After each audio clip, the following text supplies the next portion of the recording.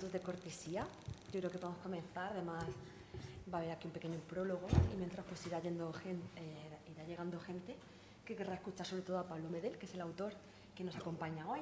Hoy yo acompaño a Pablo Medel y amigos, familia y también a gente que simplemente pues, le gusta la literatura y que ha tenido la curiosidad y el interés de venir esta tarde. Entonces quiero comenzar por agradecer a todos y todas los presentes que nos estéis acompañando en una calurosa tarde de julio.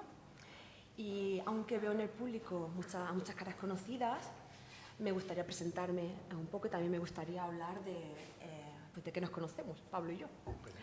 Pues me llamo Reme Perni, soy profesora de la Facultad de Filosofía y Letras de la Universidad de Alicante y es en parte por ello que las amigas del CEMAP, Beatriz Aracid, aquí presente, han contado conmigo para este evento. Muchas gracias, Beatriz, y a todo el equipo por acordarse de mí, porque me hace mucha ilusión. Sin embargo, y esto tiene que ver con la ilusión, creo que hoy no estoy aquí acompañando a Pablo tanto en calidad de profesora o investigadora o doctora en literatura como amiga de Pablo, ¿no? Estoy aquí en calidad de amiga. De hecho, sí soy doctora en literatura, pero literatura inglesa. Y vamos a hablar de literatura escrita en español, no sé si literatura hispanoamericana, Pablo, no sé si literatura española, tal vez ya no existe una línea tan nítida que separe nuestras literaturas, ahora hablaremos de todo un poco y también de eso. Pero en definitiva sospecho que Beatriz se acordó de mí precisamente porque hace un tiempo ya vino aquí Pablo a presentar una de sus obras y supo de esta amistad y de mi entusiasmo por todo lo que haga Pablo tenga que ver con él. Bueno, pues nuestra amistad, vamos a empezar por aquí, y esto es relevante, se remonta a 2007, año en el que, según una de las fuentes que he consultado en internet, mientras preparaba la presentación, Pablo comenzó a estar en activo en el mundo de la literatura.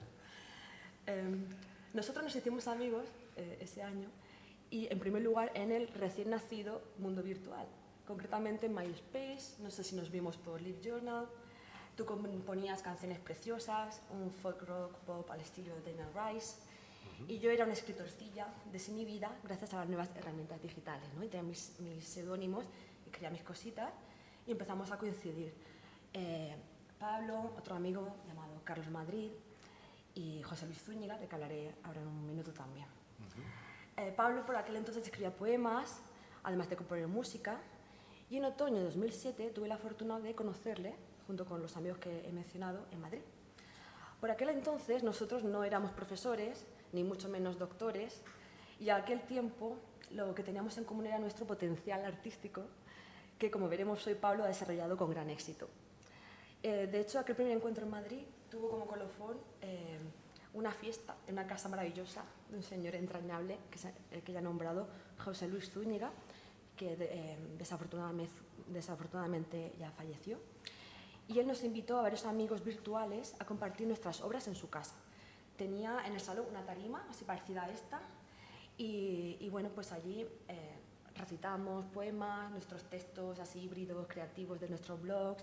Creo que tú incluso tocaste alguno de estos temas y pues, por supuesto aquello fue una velada inolvidable y allí nos amistamos. Entonces yo creo que es importante entender desde dónde leo yo a Pablo Medel y cómo va a transcurrir la conversación esta tarde, porque yo le leo desde la amistad que procura el espacio-tiempo de la literatura. Llevo un tiempo pensando en esto, ¿no? Porque mi especialidad como presentadora de eventos literarios en Alicante es que el libro trate de Murcia, porque yo soy de allí, que el libro toque algún tema de literatura inglesa o Shakespeare, ¿no? Porque es mi especialidad. Que tenga algo que ver con artes visuales, que es algo que me interesa, o que sea amigo mío el escritor o la escritora que viene. Entonces creo que en esta ocasión es importante hablar de esta amistad, de este aprecio. Llevo un tiempo pensando en esto porque yo a Pablo en realidad le he visto poco. Le he visto en internet y luego pues unas cuantas veces por ahí, ¿no? En Madrid en esta ocasión, luego en un concierto, luego otra vez por ahí, encuentros así fortuitos, tus presentaciones. Y el otro día una amiga psicoanalista, Marga Mateu, experta en psicoanálisis, me dijo que Jacques Lacan tiene una idea que yo creo que nos viene muy bien a propósito de este fenómeno de la amistad. Él diferenciaba entre el tiempo cronológico, que es el tiempo que medimos, ¿no? De manera así lineal y que es cuantificable y que lleva como un orden, pasado, presente, futuro. Tiempo cronológico lo diferenciaba del tiempo lógico, que es un tiempo más caótico, de asociación libre, ¿no? En el que muchas veces nos encontramos pues, con que algo que ha pasado hace mucho tiempo en realidad sigue de algún modo estando aquí. La Navidad para mucha gente es un tiempo lógico, ¿no? En el que de repente vienen esos recuerdos, incluso fantasmagorías del pasado. O también yo creo que la amistad tiene ese tiempo lógico, en el que no necesita... O sea, la amistad en la literatura tiene este tiempo lógico, ¿no? Yo he ido leyendo a Pablo, le he ido conociendo también en ese sentido, y ahora mismo es como si, no sé, nos viéramos semanalmente para tomar un café, que es lo último que has leído, ¿no? Podemos hablar de manera muy cómoda. Sí. Pero bueno, de momento hemos hablado sobre la amistad. No hemos llegado al libro, así que no es trágico. Bueno, hablamos precisamente de esto, ¿no? De que yo vivo con Pablo una amistad que está en un tiempo lógico, pues gracias a la literatura, que es el espacio de mundos comunes, intereses comunes, un tiempo no lineal. Y en ese sentido, al leer el libro de Pablo que presentamos hoy, Mushuk, pues yo he recordado, o ha venido a mí, muchos momentos que pasamos juntos, en estas pocas ocasiones en las que nos vimos. Así que voy a acompañar mis preguntas, o algunas de ellas, de estos recuerdos, ¿no? Estas impresiones que yo tengo de Pablo. Porque pensar este libro desde ahí me ha permitido entenderlo y disfrutarlo de un modo especial. Antes de comenzar nuestra conversación, me gustaría compartir algunos apuntes biográficos, porque es verdad que hay gente que ya conoce a Pablo, pero nos está viendo otras personas, y hay otras personas en la sala que igual necesitan pues algunos detalles. Puede ser. Él es escritor, pero también es músico, es profesor de literatura y de escritura creativa. Nació en Madrid, pero vive en México desde 2015, lo cual ayuda en parte a entender este libro tan mexicano. Se formó en Creación Literaria y Humanidades en la Escuela de Letras de Madrid y luego comenzó su carrera literaria o comenzó a publicar concretamente en 2007 en la editorial que llevaba este amigo nuestro, José Luis Zúñiga, Ediciones del Primor o Primor, y aquel libro se tituló Paraíso en Ruinas. Precioso. Poco después fusionó este amor por la música y las letras, fundando la banda Medelia, y lanzaste algunos discos, ¿no? Algunos temas entre 2010 y 2012. Más adelante completaste, Pablo, tus estudios de literatura comparada en la Universidad Complutense de Madrid, y después apareció el Principio de Pascal, en 2016, una obra que ha sido descrita por los críticos como una obra que ofrece una crítica mordaz a la sociedad posmoderna. Este éxito fue seguido por La espiral esférica, 2019, una novela que explora las complejidades de la migración y el choque cultural. También en 2019 publicaste, junto con Arturo Martí y Dani Herrera, el poemario Tratado del Aire. Además, por si fuera poco, has traducido a Stephen Crane, Maggie, una chica de la calle, en 2021. Has publicado 2 discos, Light Breaks, Where No Sun Shines, en 2010, y Non Places, Road to Yognapattafa, sí. Very good, 2012. Y ahora estamos aquí, 2024, julio, con esta sorprendente tercera novela, Mushuk, que, bueno, ahora intentaremos desmembrarla un poco, analizarla, pero la idea básica es que estamos ante una novela coral que entrelaza múltiples historias y nos transporta a Comitán, en México, en un periodo anterior al levantamiento zapatista, que tuvo lugar el 1 de enero de 1994. Y Pablo lo que hace es adentrarnos en la atmósfera, la historia, de una manera muy nítida, con un montón de detalle, que reinaba en este tiempo. Ahora hablaremos sobre la novela con detalle. Creo, ¿no?, que me gustaría pedir un aplauso para Pablo, la bienvenida, antes de que comencemos la conversación propiamente dicha.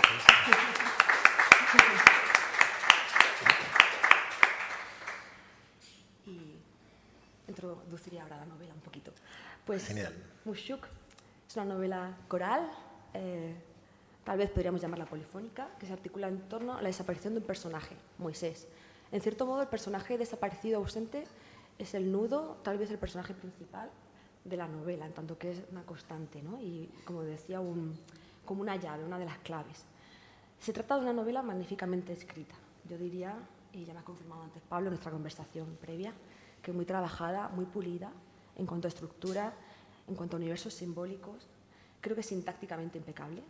yo creo que está afinadísima, afinadísima en el sentido del trabajo con el texto, pero también afinadísima en el sentido musical, el trabajo con el sonido del texto, la armonía, la composición, de esto hablaremos un poco.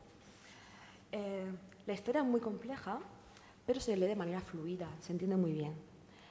Pienso que el nivel de exigencia de la lectura puede variar según el deseo del lector, ¿no? La novela se puede leer como una novela en la que pasan unas historias, unos personajes que te puedes imaginar, unos espacios interesantes, misteriosos, ¿no? que deambular, y puedes leerla del tirón y gustarte así. O puedes también intentar abrir un montón de puertas con la novela, de conexiones y misterios, y estudiar mientras lees la novela. Yo, lo que me ha dado el tiempo de estas últimas semanas, he intentado pues, atravesar algunas de las varias capas que tiene esta novela, y me ha resultado muy desafiante, muy demandante en algunos puntos, ¿no? Porque creo que, bueno, si quieres disfrutarlo de manera completa, porque tienes un gusto así filológico, literario, más expansivo, profundo, pues puedes deducir conexiones, puedes introducir suplementos en huecos que hay vacíos, ¿no? Y desvelar algunos misterios. Puedes observar a los personajes con más paciencia, ver cómo se mueven, cómo sienten, qué quieren. Vemos qué quieren y qué sienten muchas veces a través de lo que miran, de objetos, ¿no? Incluso de cómo hablan. No tanto que esté eso expresado de una manera literal, directa, sino que es algo que se va deduciendo de la atmósfera que les rodea. Y en ese sentido yo diría que la novela presenta un mundo que se va revelando poco a poco, ¿no? Al mismo tiempo que es un retrato realista de un mundo ya conocido. O sea, es un mundo misterioso, ¿no? Es una novela realista, pero aún así a mí por lo menos me ha resultado mágica en muchos sentidos. Y al mismo tiempo es un mundo reconocible, porque es una novela muy documentada, históricamente, quiero decir, ¿no? Estamos en el México de los años 90, bueno, en Chiapas, en concreto el México previo al alzamiento del Ejército Zapatista de Liberación Nacional, como he dicho antes. Una de las grandes virtudes del libro, para mí, es su carácter documental, exhaustivo, ¿no? Exhaustivo en sus detalles en cuanto a este México y Chiapas del que les hablo. Una de las exigencias del libro en este sentido, para una lectora como yo, española, es entender el rico vocabulario de procedencia mexicana. No solo del español mexicano, sino también de las lenguas indígenas de México. O sea, el estudio, ¿no? Pablo caza tesoros, caza palabras que yo he conocido, que está muy presente aquí. Hay una riqueza de vocabulario impresionante.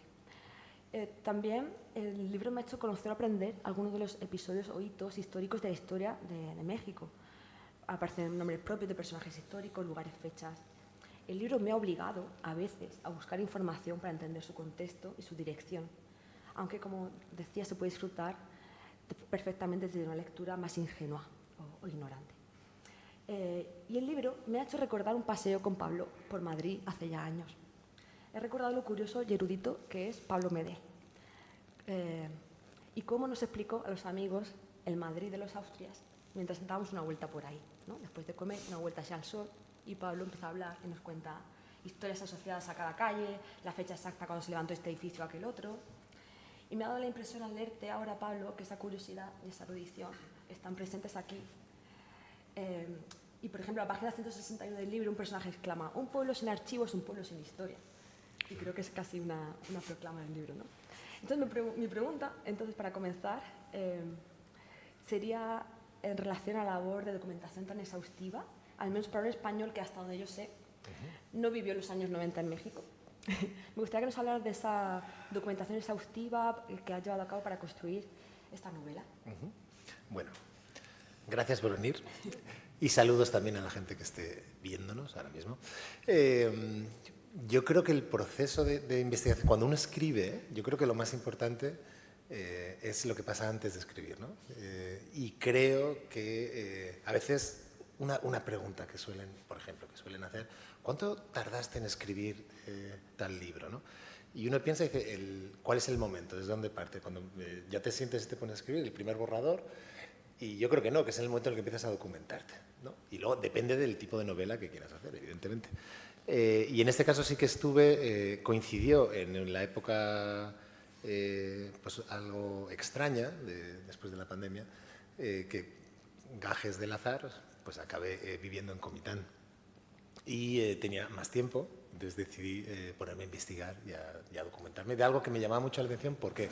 Porque yo en el año, de toda la información que me llegaba, quería conocer toda esa realidad, partió yo creo que de como dos disparadores, ¿no? En ese momento, que fue uno, descubrir que se utilizaba el vos en México. La primera vez que escuché, vos, Pablo, vení. Y yo dije, pero en México se vosea.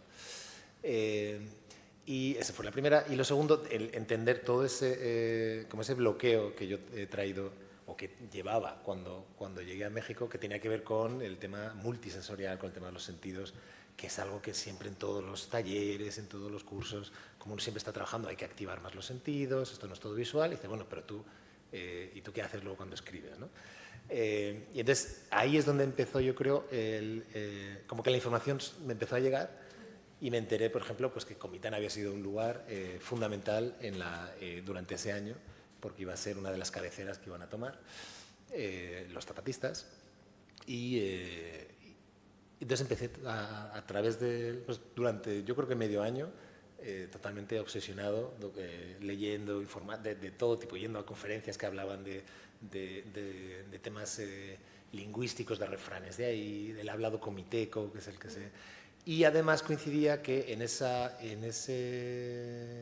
el mes previo a irme a Comitán, volví a leer a Rosario Castellanos, que siempre, pero hacía tiempo que no la leía, y volví a leer Balún Canán, que era, bueno, Rosario Castellanos era de Comitán, antes se llamaba Balún Canán, pero claro, estaba en la época pues de los años 30, ¿no? Diferente.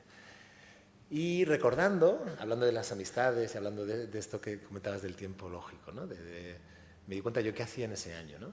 Y por siempre tuve como una fascinación, pero realmente no sabía, yo no viví en esa época, yo estaba en Estados Unidos, preocupado porque estudiando en Tulsa, en Oklahoma, y la preocupación en ese año era que, pues, temas de baloncesto, o que se había suicidado Kurt Cobain, no sé, eso era Pero de repente llegó esa imagen como totalmente mítica, ¿no? Y llevo también mucho tiempo dando clases de semiótica y de mitología.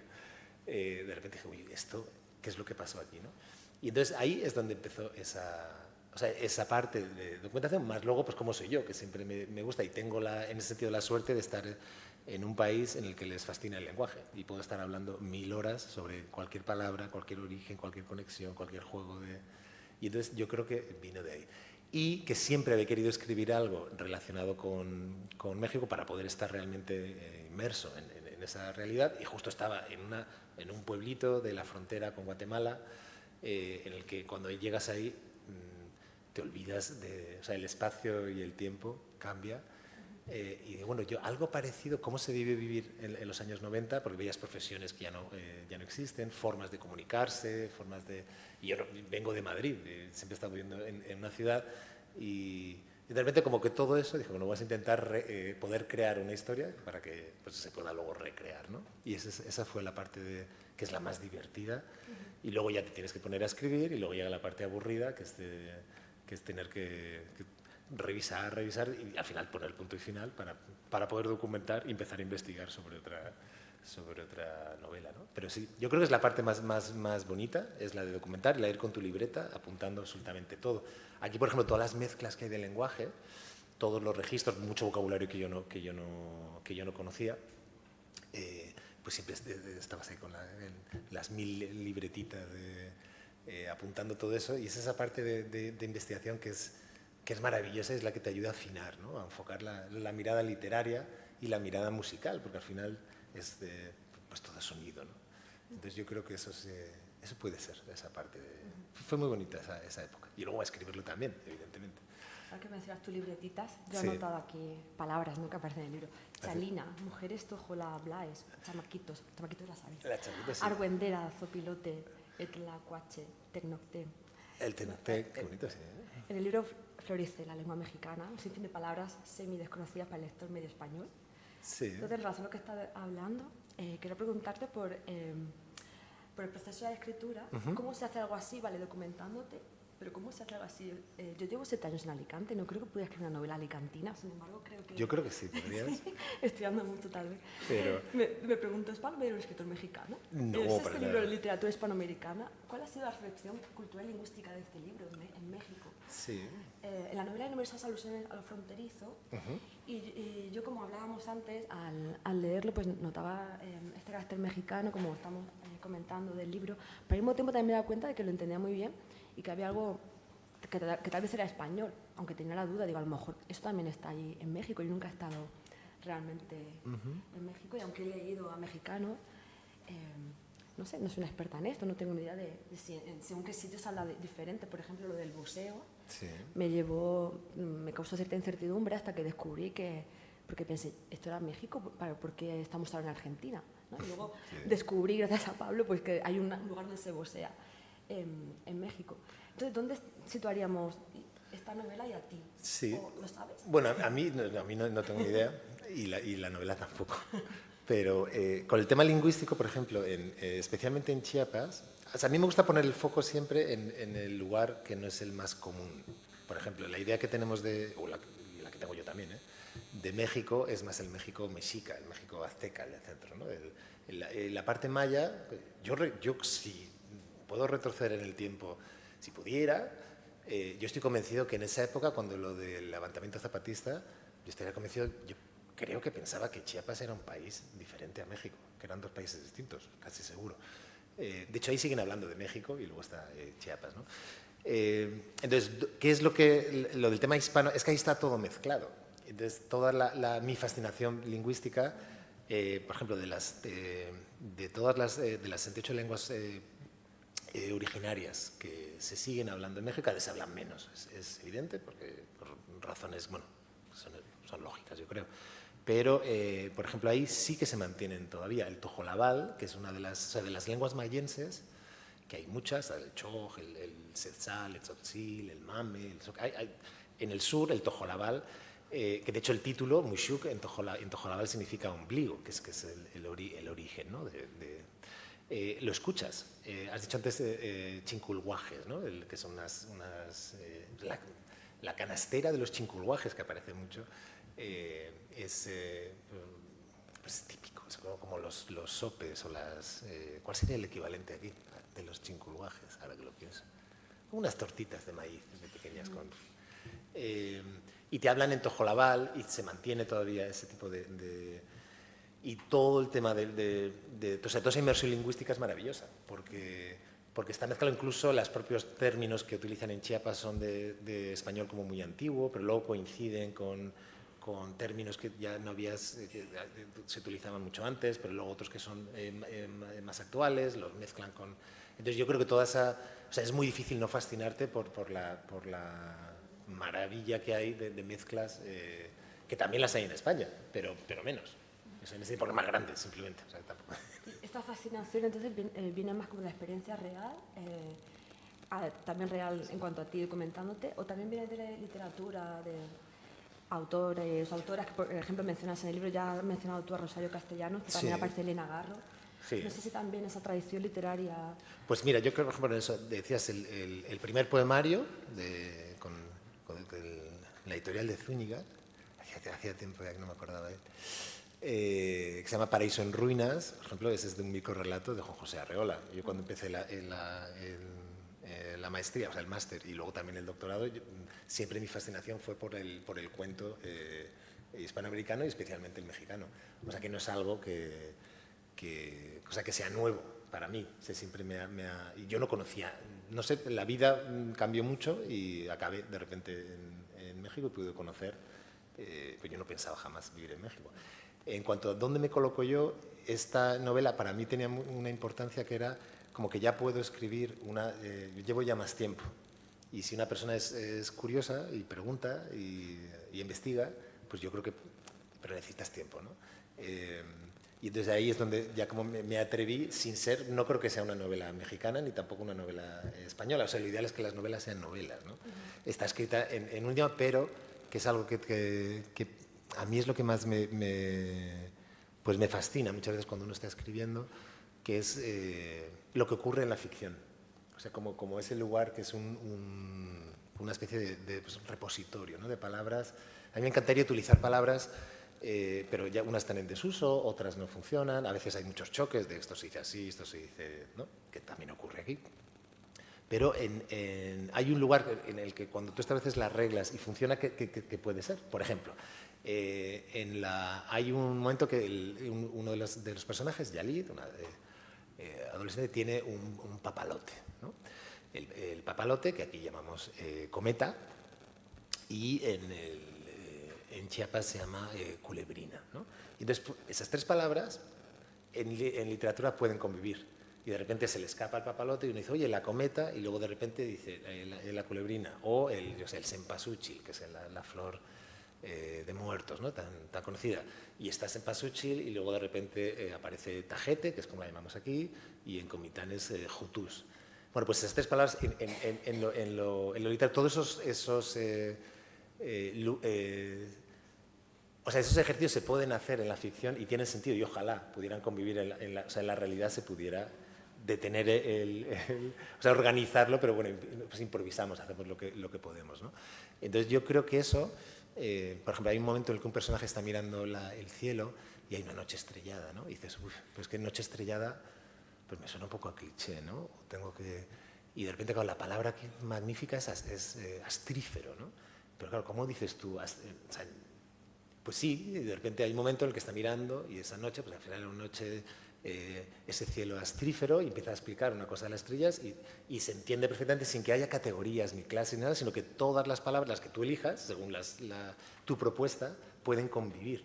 Y entonces, de alguna forma, es como ese lugar donde pueden revivir, puedes conciliar todo tipo de... Bueno, eso es lo que pienso yo. Y eso creo que es lo que define también a esa etiqueta que puede ser de lo hispanoamericano, ¿no?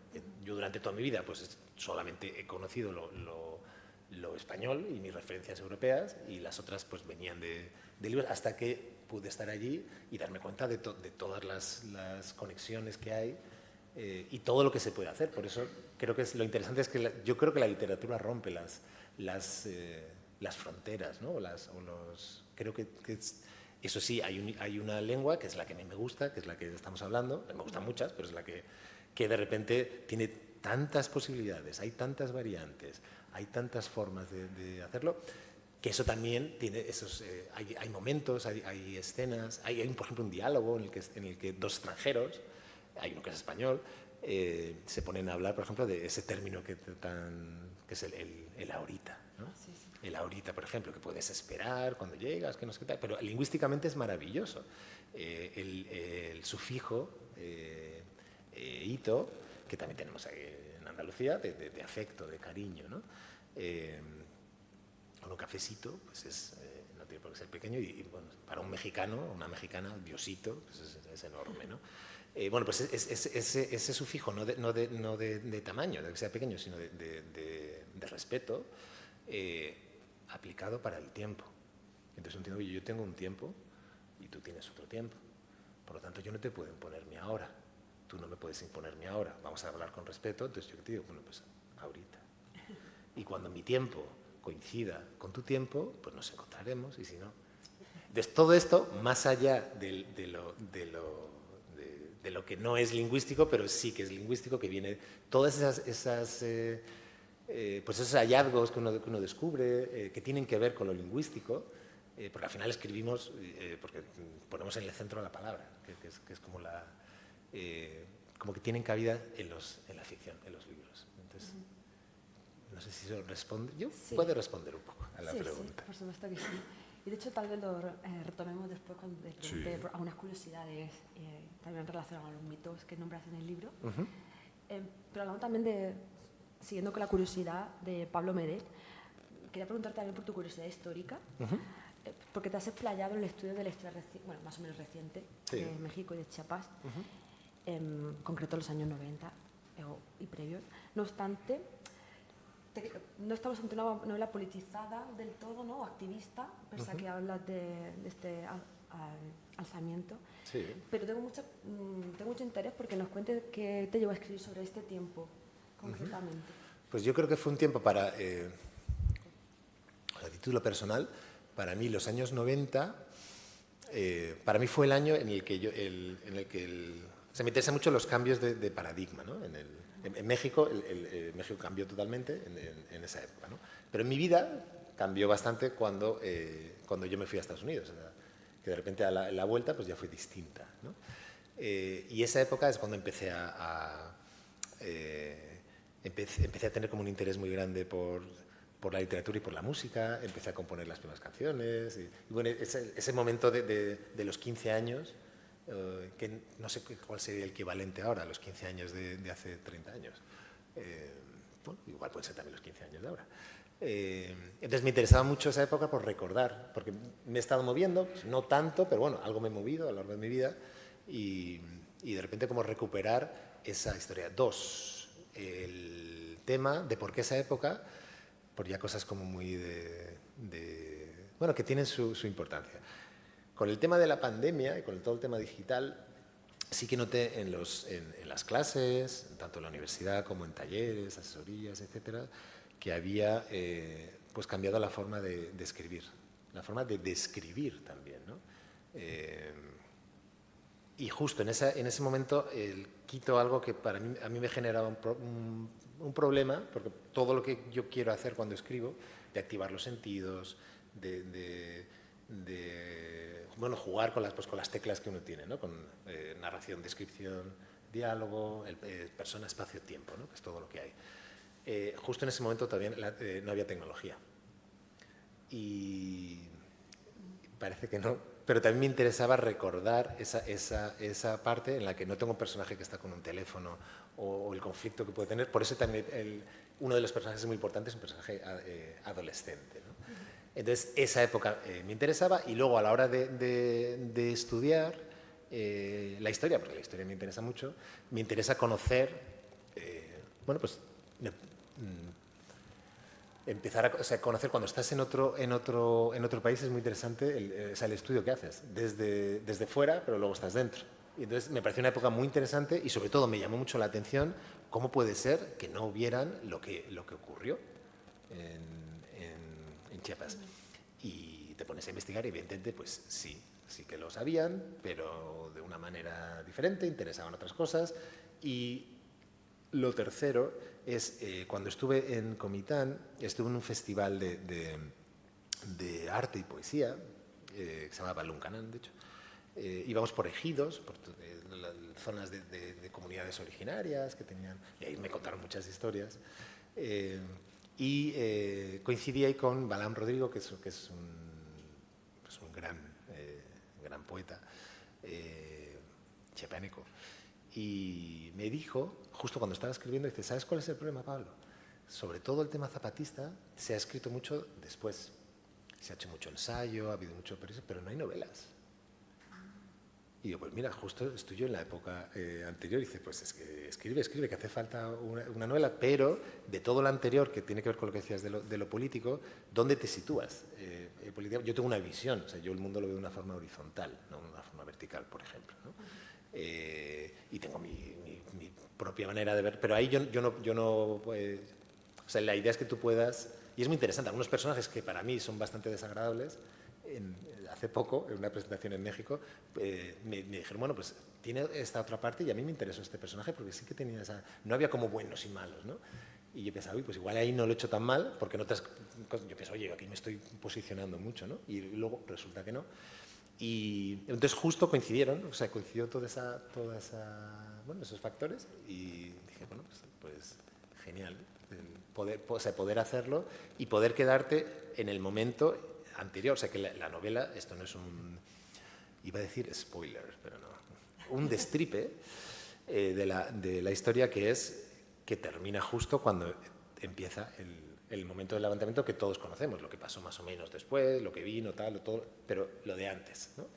Eso era lo que me interesaba, porque creo que es lo que tiene que hacer la literatura, contar la historia, porque lo importante no es una novela zapatista, ni está hablando sino que está esa historia, que evidentemente es la que lleva el demás, pero lo importante es pues toda la interhistoria, todos esos personajes, por eso tenía que ser una novela coral, ¿no? Y cómo quieras o no te afecta lo histórico y te afecta también lo político.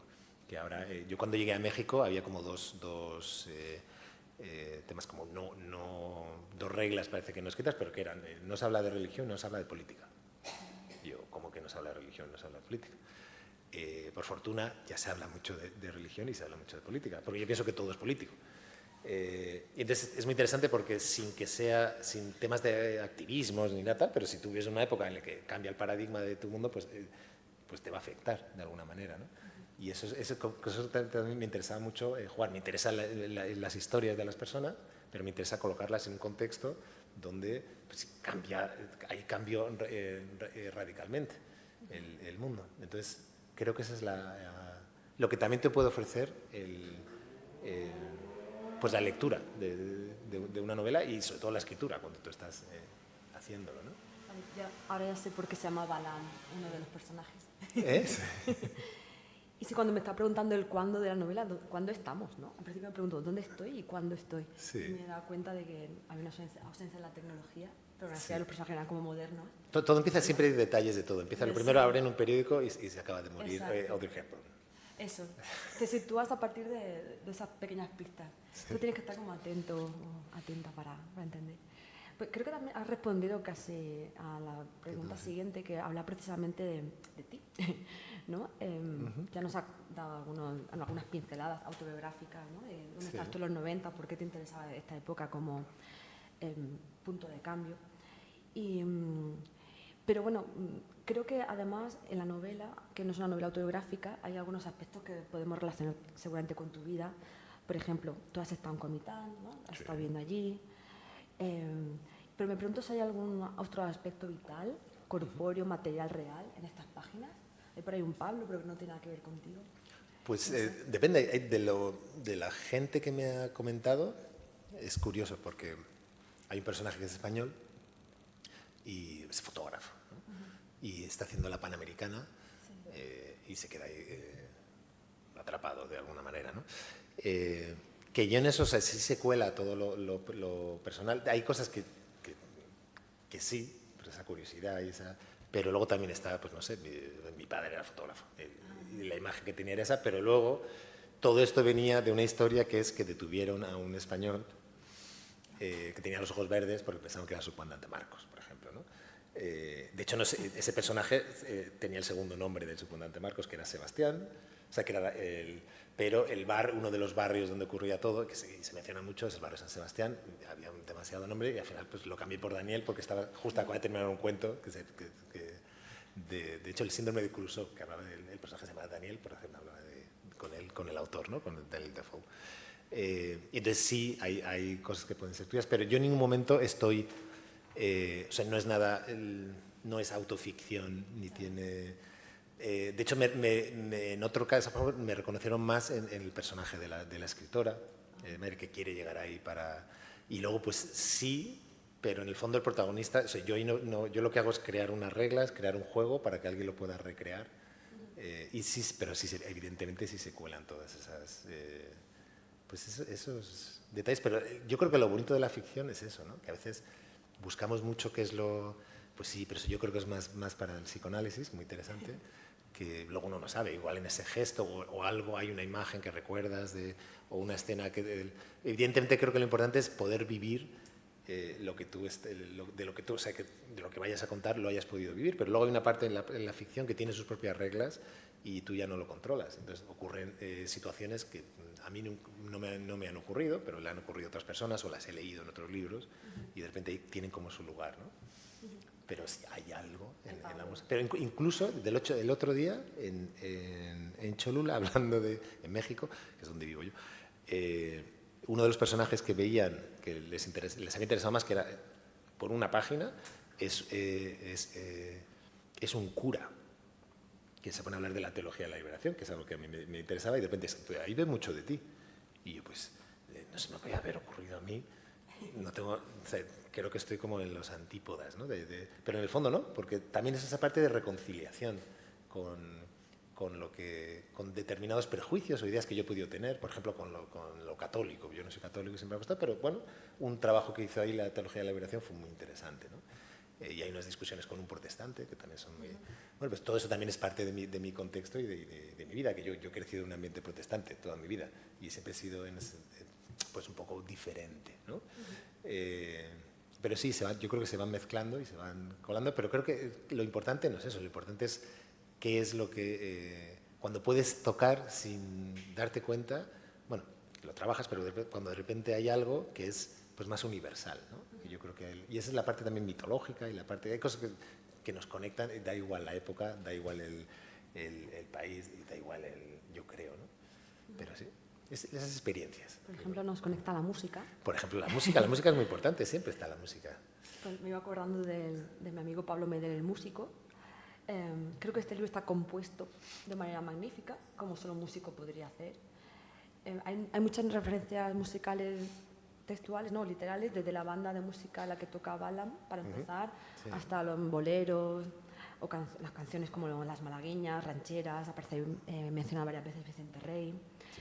Y bueno, me gustaría que nos hablaras de tu relación con la música, sí, y el impacto en este libro. Pues mi relación con la música es fundamental, creo que sin música no tendría sentido la vida. Y la historia empieza cuando un marimbero, porque la marimba es una auténtica... De hecho, tuve una marimba, intenté pues siempre estoy como picándole a todo, ¿no? Pero ahí era un poquito más complicado, pero es muy importante que yo la asociaba, por ejemplo, más con Guatemala, que también, pero en Chiapas pues el primer personaje, que es el que desaparece, y todos van a buscar, y el resto, al final es lo que ese eje que va a vertebrar todos los capítulos. Pues no es casual que sea un músico. Y todas las referencias, yo quería hacer el esfuerzo de qué música se escuchaba entonces. Hay un momento de unos personajes que está escuchando la música en las cintas, lo que significaba, o sea, recordar también esa época, que era, porque de hecho los dos hermanos, uno es el que desaparece, pues bueno, más o menos tendrían mi edad en ese momento. Entonces, también todo lo musical, ahora lo musical me cuesta un poco más, lo que se hace ahora. Lo conozco menos, pero escuchas lo escucha la gente con 15 años y pienso lo que he escuchado yo con 15. No es ni mejor ni peor, pero que como que lo echo de menos, que igual esa recreación que podía haber musical y esa conexión de lo musical que al final te invitaba a leer un libro, a ver una película, se está todo como más conectado, ¿no? Desde mi punto de vista. Y luego lo musical tiene que ver también con la estructura, porque toda mi obsesión ha sido estructurarlo. El libro tiene dos partes, o sea, tiene dos bloques, un bloque que son 9 partes, que están en numeración maya, tiene un sentido, y luego el resto son 45, ¿no? Para hacer pues esos juegos de estructura para que luego todo vaya sonando bien, y sí que bueno, si suman 1, 2, 3, 4, 5, 6, 7, 8 y 9 van a dar 45, ¿no? Y el 9 es muy importante, ¿no? Balún Canal es las 9 estrellas, hay 9 barrios, hay 9 personajes fundamentales masculinos y 9 que son mujeres, hay las 9 rejas de la reja comiteca, los cuadros, que es una costumbre. De ahí reproducir también todas esas costumbres era muy interesante. Bueno, pero a lo que iba, con el tema musical, la forma de componer cada capítulo en este caso es muy parecida a la de los cuentos. Y la forma en la que, sintácticamente, que antes hablabas de lo de la sintaxis, yo sufrí cuando empecé a dar clases en secundaria, hace ya ni me acuerdo, todo el tema de analizar oraciones en cajas, de tal, y luego me di cuenta de que la sintaxis, al revés, la sintaxis es lo más importante, es cómo ordenas las palabras y de hecho cómo ordenas tus ideas, y es donde está la música. Y ahí es donde entra pues toda esta obsesión también por la puntuación y por la forma de componer esos capítulos. Y digo componer, porque realmente es la palabra, pues igual que si estudiáramos en tu campo en inglés, hablaría el verbo to play, me vale para muchas disciplinas. Es muy parecida a la de una canción o a la de una composición, de que tiene una parte, una estrofa, si hay un puente, no hay un puente, un estribillo, ¿no? Entonces yo creo que eso, porque al final las palabras suenan, que eso es lo que... Yo creo que esa parte musical sí se puede notar, y sería interesante hacer un estudio ya un poco más sesudo de poder descifrar la forma de escribir de alguien que también sea músico. O que haya sido músico. Aunque hace tiempo ya que no toco, por entre las clases y entre mil cosas, tengo a veces la guitarra ahí. Es todo para estudio, porque está la música en cuanto a referencias musicales, como hemos dicho, la música, la sintaxis y la composición del libro. ¿No? Desde el principio parece que los propios personajes fueran hilos, no sé cómo decirlo, notas musicales, Balaam, Mayra, Cuauhtémoc, Daniel, Yalit, ¿no? Que más adelante aparecen como presentados uno a uno, como episodio a episodio, y luego se van entretejiendo tramas entre ellos y se va sofisticando la composición. Pero luego también creo que la música se ve en la iconografía del libro, en las iconografías de las imágenes del libro. Esto es una asociación musical más orgánica. No sé si ya no es tan geométrica como lo que nos acabas de describir, la composición de estructuras del libro, pero me está acordando, por ejemplo, de la aparición de los relojes, ¿no? De vez en cuando aparecen relojes en momentos clave, o las plantas, o también todo el universo semántico del mundo animal. No sé si nos quieres hablar un poco de esto, de los, no sé si llamarlo así, universos simbólicos del libro. Sí, yo qué sé, pues... Lo de los relojes me resulta curioso, antes me has contado una historia. Lo de los relojes, sí. O sea, lo de los relojes es... A veces nos complicamos mucho la vida explicando lo literario, y quizá eso haga que se pueda alejar, a veces sin querer, gente de la literatura y sin darnos cuenta estemos creando ese mundo endogámico que no deberíamos, ¿no? Porque es mucho más sencillo. Hay tres de los elementos, ahora que por ejemplo en TikTok es todo muy, muy rápido, muy estructurado, pero tiene, venga, 3 ideas, 3 tips para no sé qué tal. Bueno, pues eso, que eso viene de la retórica, pero en literatura es que realmente son 3 elementos, ¿no? Entonces, persona, espacio y tiempo.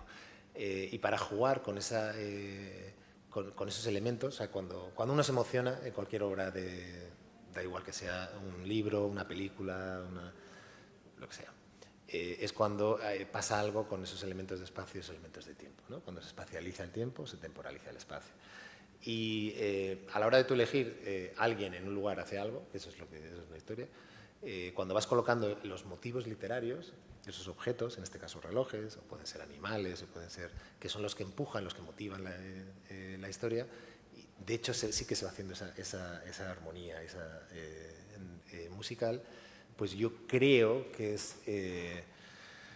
es algo que necesitas, por ejemplo, en el caso de que sean relojes, que empieza con un reloj que se para, que luego vuelve otra vez, y luego hay otro tipo de relojes, a la hora, por ejemplo, en este caso, en la propia estructura, que a veces las ideas salen de los sitios que menos te piensas. Estaba viendo un documental sobre los zapatistas, bueno, los neozapatistas en ese momento, y estaba el subcomandante Marcos, ¿no?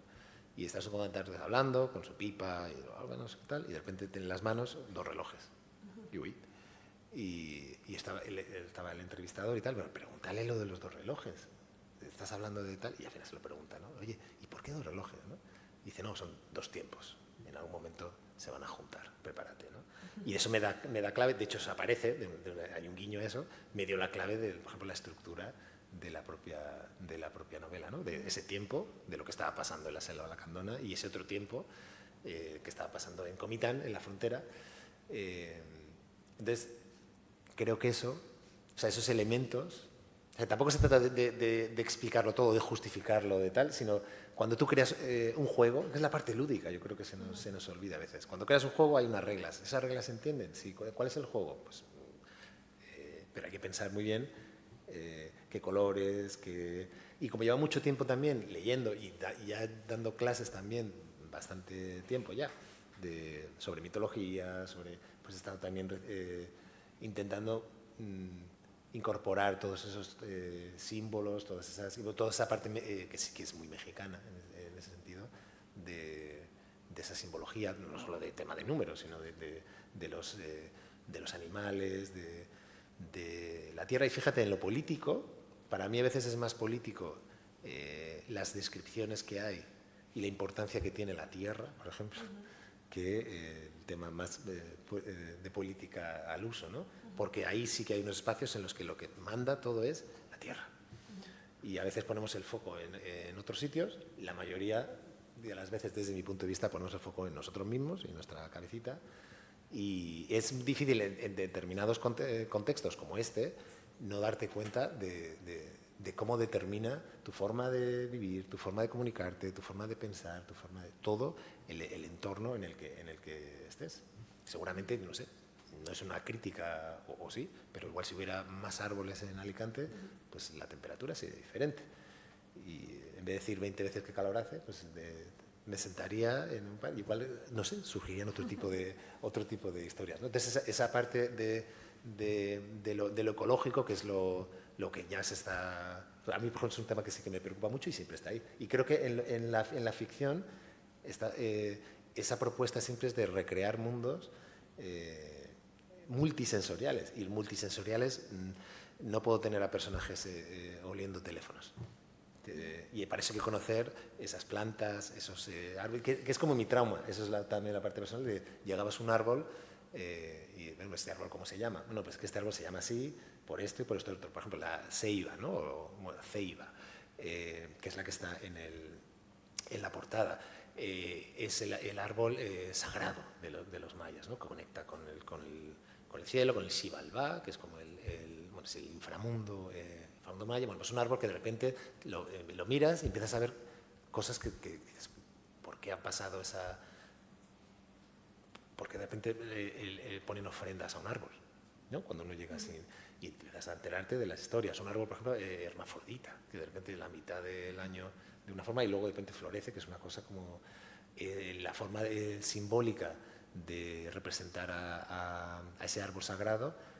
Pues imagínate pensando lo que es una cruz. Tú imagínate, los conquistadores, que esto en las cartas de relación de Cortés es muy interesante, cuando llegan y de repente se encuentran sitios llenos de cruces. La imagen de, oye, que vengo yo aquí con la cruz, ¿no? ¿Qué tal? Y que explica luego muchas cosas de por qué se mezcla todo, ¿no? O de ciertos animales que van apareciendo y que tienen su significado y son los que construyen toda la historia y creo que son los que construyen toda la vida, que a veces si no nos damos cuenta de todo lo que está pasando y cómo está conectado esa parte fractal, eso te lo da la naturaleza y te lo da la mitología y te lo da pues todas las leyendas que hay también en los sitios, las formas de... Por eso me interesó mucho poder reproducir esos contextos y esos, por ejemplo, más rurales, ¿no? En el caso de la milpa, de los campesinos, de cómo hacen y cómo les afecta Bueno, que yo creo que aquí también lo que pasa es que pues en las ciudades pues, creo que ponemos el foco en otro lugar, ¿no?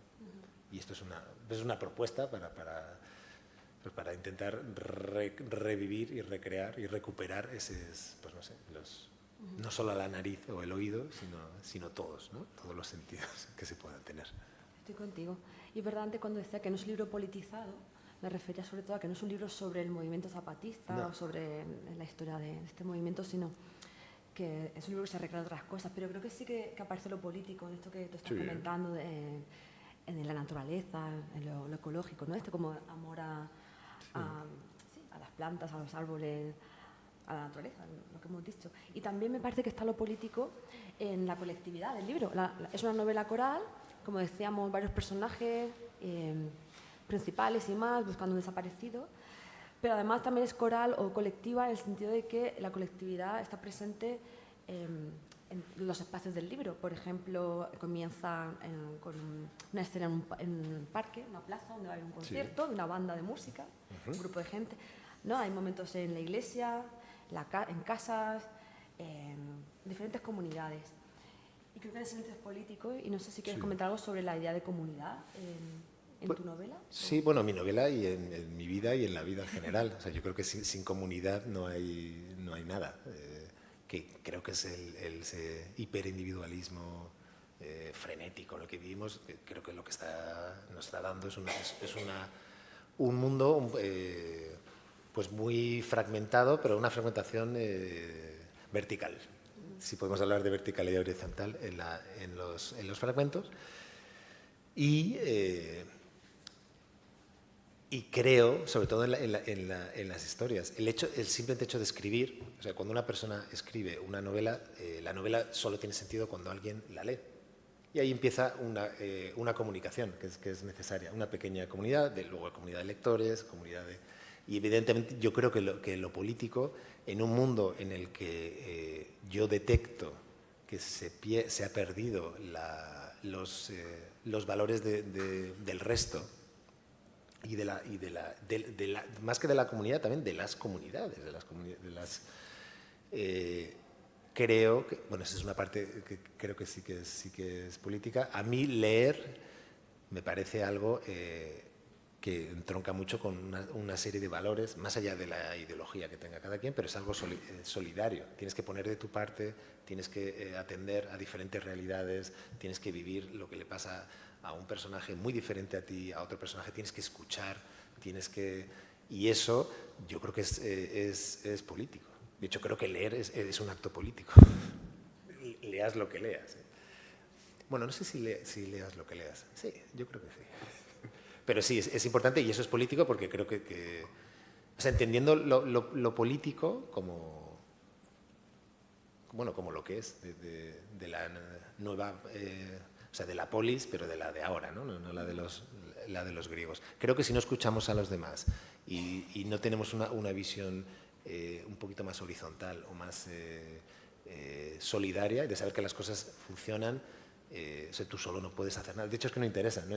Una persona individual, que todo, es que no se ha conseguido nada en la vida, ni en ningún tipo de nivel, yo creo, de forma individual.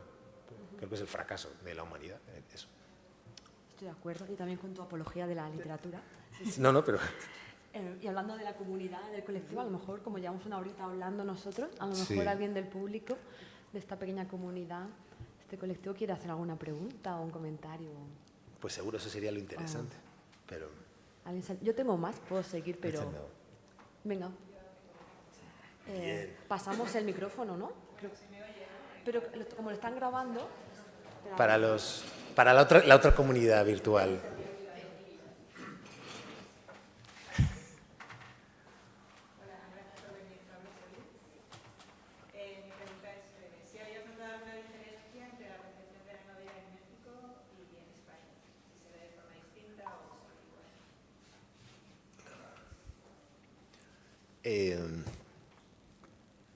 Pues es que depende Lleva poco tiempo publicada la novela, tampoco tengo millones y millones de comentarios todavía, pero sí que... o sea, la recepción sí que es diferente porque yo pongo el foco en algo que tampoco es lo más conocido yo vivo en Cholula, en el centro, ¿no? Y lo maya siempre he detectado que hay como, no desprecio, pero como, bueno, están los del sur, y esto es algo como, tristemente ocurre en casi todos los lados, ¿no? Parece que, pues que lo del sur va por un sitio y tiene un valor, y lo del centro, lo del norte, lo que se exporta al mundo tiene otro, ¿no? Entonces, sí que les llama mucho la atención cuando haces les propones esa recreación histórica, o todas las referencias que hay, que de repente algunas, bueno, pues yo no sabía esto, o no me había dado cuenta, y siendo de fuera puede generar en algunos casos cierta curiosidad o extrañeza. En otros lugares sí se comparten muchas de esas referencias, sobre todo todos los intertextos que hay, musicales, o sea, hay cosas que son muy mexicanas. O sea, que en una casa hay un cobertor de San Marcos, eso solo lo va a entender alguien en México, como referencia, pero yo hago el esfuerzo porque todo se pueda entender, y da igual de dónde seas y entiendes lo que significa, ¿no? Pero algo curioso es como que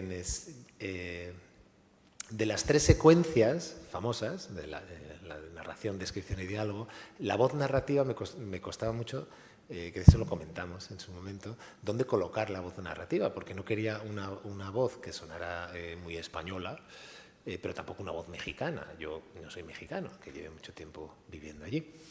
Y entonces es curioso, porque intenté buscar como algo medio neutro, pero darle la voz a los personajes. Y los personajes sí, el personaje habla como tiene el chiapaneco, el de Comiteco habla de una forma, el que es de Jalisco de otra, la que es de Ciudad de México, y recuperar todos esos modismos y tal, eso está ahí. Pero la voz narrativa intenté hacer algo que no fuera ni de un lugar ni de otro, que esto ni de aquí ni de allá, ¿no? Que realmente no se puede hacer, pero esa mezcla, que es lo que yo defiendo, es lo que yo soy, es lo que diferencia esa recepción que la que he tenido en México y la que voy teniendo ahora, que llevo una semana aquí, que es que a muchos les puede sonar muy español y aquí a muchos les suena muy mexicano. Y yo convivo y luego otros como que hay una mezcla que no entienden. O sea, yo mantengo mi forma de hablar, yo tengo un acento súper marcadísimo de España y, y en México yo cada vez que hablo automáticamente pronuncio una palabra y ya saben que soy español y genial. Pero mi vocabulario ya no es tan español, o igual mi forma de hablar, o mi tono, o me dedico a dar clases. Yo pues el vosotros me cuesta un poco, ya lo he olvidado, no es que lo haya olvidado, pero pues, o muchas palabras, antes he dicho lo de ceiba y claro, te tengo que pensar, no, ceiba, ¿no? Entonces a veces en ese punto como que, oye, yo creo que ha sido por ahora lo que me está llamando la atención, que aquí le suena mexicano y yo pienso que no, y ahí le suena español, pero luego he visto también gente cuando pues el editor al principio no sabía muy bien de dónde era, ¿no? Pero lo que sí que he notado es algo que me ha hecho mucha ilusión, de comentarios de todo tipo, de gente en diferentes contextos, que es que se lee muy bien, que tiene una lectura fácil, que para mí es algo, si me has dicho que se lee muy bien, lo he conseguido, porque tiene todo ese trabajo, ¿no? Que para alguien en otro, no sé, igual para alguien puede ser algo que no es tan positivo, porque quieres que, no sé. Entonces, eso sí que lo he recibido en los dos lugares y eso me hace mucha ilusión. Y luego las diferentes capas que hay, como intuir, bueno, hay una lectura, pero luego si quieres tienes otra lectura y otra lectura. Pero la primera, la que nos pone en común, es, bueno, estamos contando una historia. Y aquí lo primero es la historia. Luego hacemos otro nivel. Luego, si quieren, los juegos si queréis, los juegos de X, ¿no? Pero que sea que pueda soportar todas esas lecturas, yo creo que todas las personas que escribimos es lo que intentamos hacer. Y cuando estamos leyendo, creo que eso es lo, ¿no? O sea, que en ese sentido, yo encantado. Pero bueno, vendrá a lo largo de este año, pues tiene muy poquita vida. Acaba de empezar ahora y ya veremos. Ya se verá, o no, o lo bonito es que no lo sabré nunca. Toda esa recepción silenciosa que nunca llega, ¿no? Porque eso es lo más interesante de los libros, es que el libro solo tiene sentido cuando alguien lo lee y la mayor parte de lo que ocurre tú ya no lo sabes, pero ocurre en algún momento, igual ahora, o dentro de un año, o dentro de 5 años. Yo tengo un amigo, es que, oye, mira, acabo de leer una novela que hace 7 años y pues claro, como que, pero sí, eso es entonces, no sé si responde a tu pregunta, yo creo que sí. ¿Alguna pregunta más?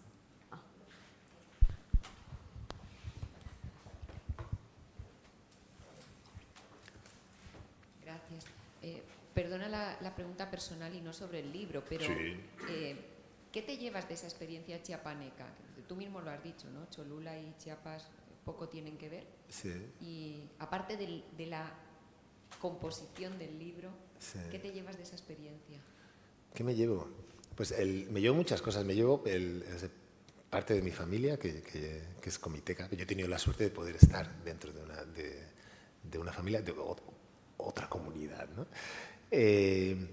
Pues aprendí bastantes... o sea, sí me llevo una experiencia muy grata y personalmente el poder conocer o el poder... por ejemplo, algo personal / profesional. En una clase en la universidad, yo estoy en la Universidad de las Américas y en el Tecnológico de Monterrey, ¿no? En el TEC de Monterrey, y de repente se enteraron de que había escrito una novela y resulta que uno de los estudiantes, su madre era de Comitán. y de repente llegó a un grupo que estaban emocionados porque nadie habla de Comitán, ¿no? Y de repente le hizo con muchísima ilusión que estuviera hablando de Comitán, un profesor español en Cholula que está en Puebla, ¿no? Y en ese grupo, que de repente vieron el título Mushuk, que es una palabra que ahí se conoce mucho, que es el ombligo, ¿no? Y de repente ese libro se llama Mushuk, y está en un profesor que es de tal, y está en otro sitio, y en ese grupo resulta que estaban comitecas que ya no vivían en Comitán, y una de ellas era la tía de mi pareja. Y de repente dice, no, es mi sobrino. Y de repente, ¿cómo hemos llegado a eso, ¿no? Entonces, hay una parte que es muy bonita porque hay como ese cariño hacia lo... Pero por otro lado, desconocimiento hacia lo chiapaneco. O sea, Chiapas es una auténtica maravilla. Como el lugar, luego tiene todos los problemas que puede tener cualquier otro sitio, y especialmente los de México. Pero me encanta poder poner en un lugar que no suele estar y reivindicar de alguna forma esas formas de hablar. Mi suegra, por ejemplo, decía, ella es de Comitán, con el tema del voseo, que no se podía vosear, había que hablar de tú, y estaba mal visto, ¿no? Y en esa época se fue perdiendo porque es que eso es como de tal y tú tienes que hablar con el tú. Bueno, pues que de repente los personajes puedan mantener sus expresiones y vosear, pues creo que eso también es algo bonito y pues, sin ningún tipo de lección de nada ni tal, sino que yo me llevo esa parte de haber aprendido a escuchar, a ver a ver la vida de otra manera también, como más con todos los problemas y todos los dramas que pensamos que tenemos, luego te das cuenta de que es mucho más sencillo y que falta esa conexión que yo personalmente sí que la encontré. Y no es que sea la persona más holística y más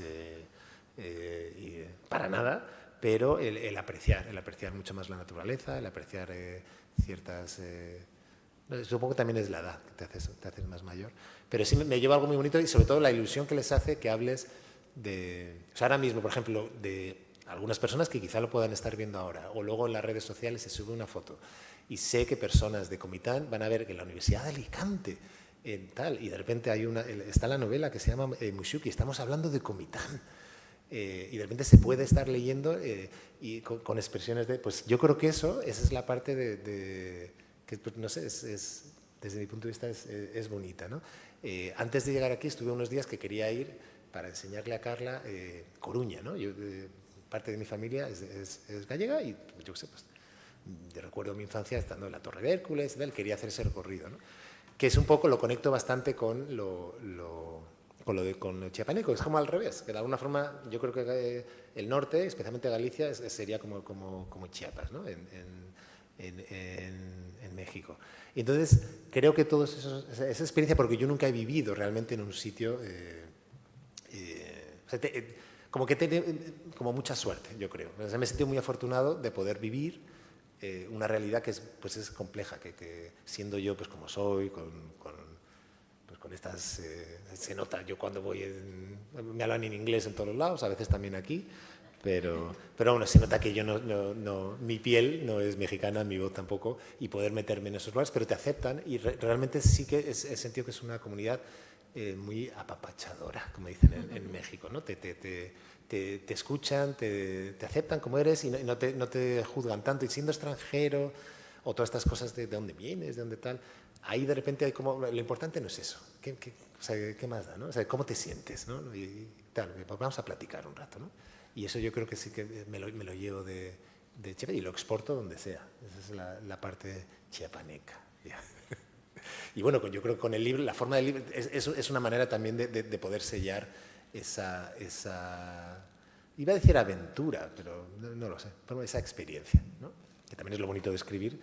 Por partes te acuerdas de cada novela que has escrito, pues es una parte también de tu vida. No es la que está aquí, es la que está conmigo y todas las conversaciones, cuando no sé qué, la escritura.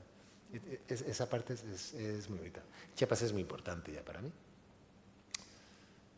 Yo creo que... Qué bonito, pero... No, pero... Pablo, ya que has mencionado a Carla Cuellar, artista que ha hecho la portada y el arte del libro, que se ha quedado precioso, la verdad. Pues sí. Muy bien. ¿Más preguntas o comentarios? Por aquí. Sí, ¿no? Ya que hemos hablado mucho del libro, pero sin realmente dejar que suene el libro. Tal vez podríamos leer un trocito, podrías tú leernos el principio, como, o El algo así, principio. para que veamos. No sé, se me ocurre. No sabía qué pasaje elegir, porque hay muchos que son muy, muy chulos, pero a mí siempre me gusta ir a la librería, me leo la primera página de las novelas, si me gusta, me lo llevo, y si no, pues lo dejo. Y yo creo que, no sé, que hay algo así Pues no sé qué... interesante leer, aunque sea el primer párrafo. Luego, no sé si tienes tú algún pasaje favorito que No, compartir. de hecho yo cuando leo libros, o sea, cuando voy yo no hago eso, yo lo hago al azar. ¿Ah, sí? O sea, yo abro así como la página y de repente lo que caiga. De hecho lo voy a hacer, mira, ha caído esta página. Venga, vale. En cuanto el diminuto colibrí salió volando, Yalid se acercó sigilosamente hacia la esquina, donde florecían los coralillos anaranjados del patio. Con mucho tiento, acercó la rama seca que tenía en la mano hacia uno de los arbustos que cubrían la verja. Agachó su pequeño cuerpo y dando unos golpecitos suaves en las hojas más bajas, como si tuviera entre las manos una varita mágica, esperó a que se desvelara la identidad del animal que trinaba con aquel gorjeo tan extraño. Con la punta de la rama desconchada, abrió un hueco entre el follaje y descubrió que el ruido no provenía de un animal herido, sino de una comadreja. Al encontrar vía libre, la mustélida estiró su larguísima cola y huyó despavorida, sin darle tiempo a Yalid a saber qué animal era el que había llamado su atención. Por ejemplo. Y salió esa evidentemente hay mucha descripción y hay mucha y Yalid es un personaje genial. Mi favorito. Sí, que me parece muy bien, la verdad. Y no sé si tienen más preguntas, ya quieren que nos vayamos. Pueden luego venir aquí, tenemos libros, que eso es muy importante. Al editor le hace muy feliz cuando le digo en el mensaje que hay libros que se han repartido, que ha habido interés. Además es un precio fantástico, por cierto. Son 15 euros. Está muy bien. Es muy... y la verdad es que en ese sentido mucha ilusión. No sé si... Claro, el problema lo escuchan, pero no hay comunicación. No puede haber preguntas desde el streaming. Bueno. Puede ser. No, que me estaba acordando que a veces... pero bueno, también está presente la gente que esté ahora proyectada en otros lugares. Y... Sí. Genial. Te has quedado con ganas de una pregunta, ¿eh? ¿Te has puesto te tenías el gesto así? Pero acabo de llegar a España hace nada, ¿no? Me metí en la revista periodística y apareció la palabra talabartero. Talabartero. Cuauhtémoc, que es uno de los personajes. Talabartero. Y estoy dándole vueltas porque no me aparece en el diccionario en el prehispánico. Vale. Seguramente Pablo lo quiere llevar a Talabartero, talabartero. de hecho, los dos diccionarios, en este caso en el Diccionario del Español de México, en el DEM, puedes encontrar muchos de los términos cuando leas él. Pero es una de las profesiones que se está perdiendo, pero que todavía existen en Chiapas. Y creo que no te cuento nada más, porque todo ese proceso de esa profesión que se va a perder y qué es lo que hace un talabartero, y especialmente Cuauhtémoc, que está en el libro. Pero ya, voy a hacer otra cosa. Sí. Yo me lo voy a leer en clave de sintaxis. En clave de sintaxis. Yo decía que voy a hacer dos lecturas. Una, que Es es que leérmelo en clave de sintaxis. Como mal estudiante, me lo voy a leer en clave de sintaxis. Y ya subiré, no sé, para leer por Instagram te mandaré una nota y para que me la reseñes. Sí, vale. Es que Pablo y yo pues, nos conocimos hace tiempo en los cursos de escritura creativa y donde vaya Pablo yo voy porque la lectura que él hacía de Madame Bovary todavía me sigue sonando. ¿Ah, sí? Joder, libro, madre mía. Hablando de descripciones, ¿eh? Sí, sí. Por eso, cada vez que Pablo lee algo, pues... ¿Te acuerdas de Madame Bovary? Me acuerdo de Madame Bovary. Ahí hay una historia para un cuento. Pero bueno, eso es otra cosa. Pero sí, sí. Gracias. ¿Cómo se llaman los talabarteros aquí? La talabartería. Son Tiene un nombre. Bueno, el término está. talabarteros, sí. De hecho, en el Quijote, por cierto, ahí tienes un ejercicio. A ver si encuentras un talabartero que hay en el Quijote. ¿En el Quijote? Ahí. Pues no sé en este año quién dará literatura medieval. Pero sí, No, no. Bueno, lo miraré. qué bien. Pues gracias, Pablo. Nada, gracias a vosotros y vosotras. ¿Qué más? ¿Algo más? Y, ¿No? no, pues esta ¿Una falsa señal? Bueno, y hablando de intertextos, el primer intertexto, que es la cita, es a mi madre. Digo, porque está Importante. ahí. Las madres son muy importantes y tienen que ver mucho con los ombligos y tienen que ver mucho con el mushuk y con vivir también fuera. De hecho, es la primera lectora cuando lo leyó y me dijo que le había gustado, dije, bueno, quizá no lo he hecho tan mal. Porque, no, es verdad, es de las mejores lectoras que conozco. No, es verdad. Una palabra. ¿Tiene algún tipo de relación el término mushu con el término vasco kokusmushu? No.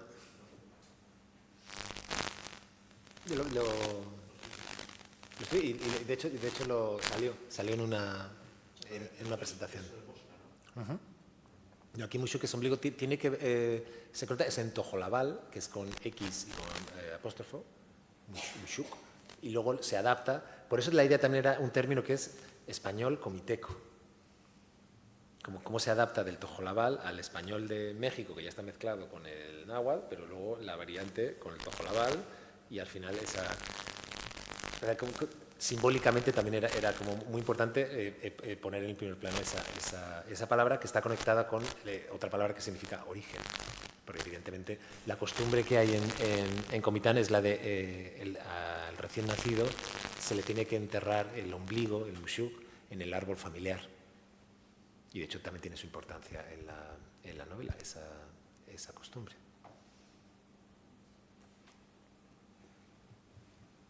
Pero sí, hay más conexión con Cataluña que con Euskadi. Mucho catalán en Chiapas.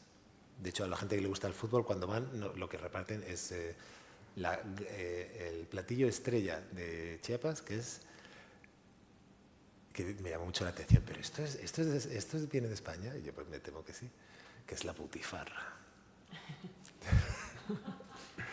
La butifarra chiapaneca. Pero sí, pues... Más comentarios, ¿no? Si no, ¿No? todo el mundo a leer a Pablo Medel, Mushuk, Pues sí. Katakana Editores, ¿Sí? está aquí, nos lo va a dedicar ahora. Y no sé si todo el mundo tiene un regalito que hemos traído, un marcapáginas, ¿no? Y un lapicero hecho con mucho amor. Y cerremos con un fortísimo aplauso. Muchas gracias.